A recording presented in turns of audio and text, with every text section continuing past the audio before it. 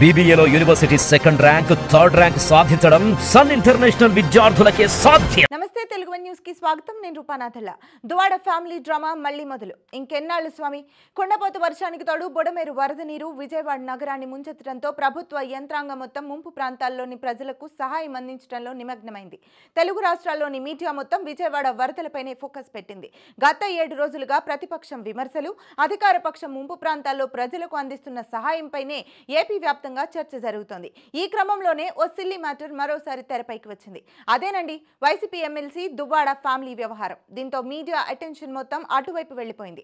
ఆ ఇల్లు నాదంటే నాదంటూ దువ్వాడ శ్రీనివాస్ సతీమణి వాణి, ఆయన స్నేహితురాలుగా చెప్పుకునే మాధురి మధ్య మరోసారి యుద్ధం మొదలైంది. దువ్వాడ వాణి, ఆమె కుమార్తెలు, మద్దతుదారులు దువ్వాడ శ్రీనివాస్ అంటున్న ఇంట్లోకి వెళ్లేందుకు ప్రయత్నించగా పోలీసులు వారిని అడ్డుకున్నారు. అదే సమయంలో దివ్వెల మాధురి అదే ఇంట్లో ఉండి 2వ అంతస్తు పై నుంచి వీడియో తీస్తుండటం చూసి వాణి, ఆమె కుమార్తెలు మరింత ఆగ్రహానికి లోనయ్యారు. గత 10 రోజులుగా ఎలాంటి హడావిడి లేకపోవడంతో దువ్వాడ ఫ్యామిలీ వివాదం సర్దుమణిగిందనుకుని అందరూ భావించారు. కానీ తాజా పరిణామంతో వీరి మధ్య గొడవ మళ్లీ తారాస్థాయికి చేరింది. వైసీపీ ఎమ్మెల్సీ దువ్వాడ శ్రీనివాస్ కుటుంబ వివాదం దాదాపు నెల రోజులుగా నడుస్తోంది. దువ్వాడ శ్రీనివాస్, ఆయన సతీమణి వాణిల మధ్య సమస్య పరిష్కరించేందుకు ఇరు కుటుంబాలకు చెందిన పెద్దలు రంగంలోకి దిగారు. రాష్ట్ర వ్యాప్తంగా రచ్చగా మారిన ఈ ఫ్యామిలీ పంచాయతీని సామరస్యంగా పరిష్కరించే ప్రయత్నాలు చేశారు. అయితే దువ్వాడ శ్రీనివాస్ ముందు వాణి పలు డిమాండ్లు ఉంచగా అన్నింటికీ ఓకే చెప్పిన శ్రీనివాస్ వాణితో విడాకులు తీసుకునే విషయంలో వెనక్కు తగ్గేది లేదని తేల్చి చెప్పారు. అంతేకాదు, శ్రీనివాస్ ప్రస్తుతం ఉంటున్న ఇంటిని కుటుంబ సభ్యుల పేరుపై రాసేందుకు అంగీకరించలేదు. అయితే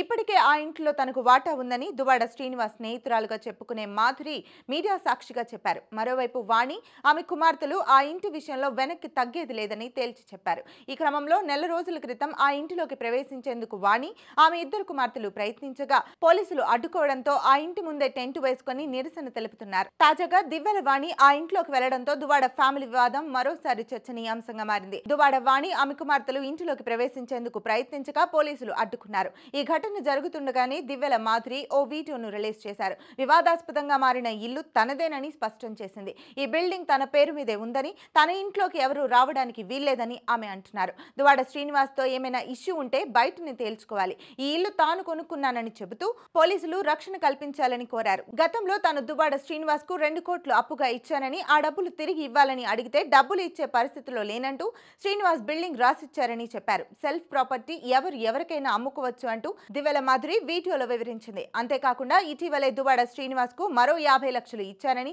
ఆయన డబ్బులు ఇచ్చే పరిస్థితి లేదని, కొత్త ఇంటిని నా పేరున రాస్తానని చెప్పి శుక్రవారం ఉదయం 11 గంటలకు తన పేరున రిజిస్ట్రేషన్ చేసినట్లు కూడా దివ్వెల మాధురి వీడియోలో పేర్కొన్నారు. మాధురి వీడియో విడుదల చేయడంతో శ్రీనివాస్ ఇంటి ప్రధాన ద్వారం వద్ద ఆయన భార్య వాణి, కుమార్తె హైందవి ఆందోళనకు దిగారు. కోర్టులో కేసు ఉందని, ఇంట్లో ప్రవేశానికి కోర్టు తమకు అనుమతి ఇచ్చిందని చెప్పారు. కోర్టు డైరెక్షన్ ఉండగా రిజిస్ట్రేషన్ చెల్లదని, ఇది కోర్టు ధిక్కారం కిందకు వస్తుందని దివ్వెల మాధురికి కౌంటర్ ఇచ్చారు. ప్రస్తుతం దివ్వెల మాధురి నేరుగా ఇంట్లోనే మకాం వేయడంతో రానున్న రోజుల్లో దువ్వాడ ఫ్యామిలీ డ్రామా మరింత ముదిరే అవకాశాలు ఉన్నాయంటున్నారు.